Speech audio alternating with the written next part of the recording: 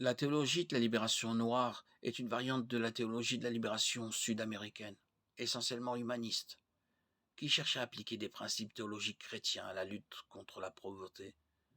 La théologie de la libération noire se concentre sur la libération des Africains, particulièrement les Afro-Américains, de toute forme d'injustice et d'asservissement, réel ou perçu, social, politique, économique ou religieux.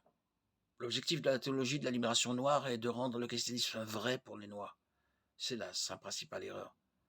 Cette théologie fait de la libération des injustices sociales dans le monde présent plutôt que dans l'autre monde le cœur de la vie chrétienne, contrairement à Jésus qui enseignait exactement le contraire. Mon royaume n'est pas de ce monde. Jean 18, 36. Les Africains, particulièrement les Afro-Américains, ont-ils subi des injustices et été maltraités dans l'histoire récente? Bien sûr. L'évangile devait-il avoir pour effet la disparition du racisme, des discriminations, des préjugés et des inégalités? Encore une fois, oui, bien sûr. Galates 3, 28.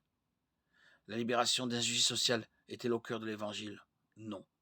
Le message de l'évangile est que nous sommes tous infectés par le péché. Romains 3, 23. Et méritons d'être éternellement séparés de Dieu. Romains 6, 23. Mais Jésus est mort sur la croix pour prendre sur lui la punition que nous méritions, afin que nous puissions être sauvés. Puis, il est ressuscité manifestant ainsi que sa mort était suffisante pour payer le prix de nos péchés. 2 Corinthiens 5, 21, 1 Jean 2, 2, 1 Corinthiens 15, 1, 4.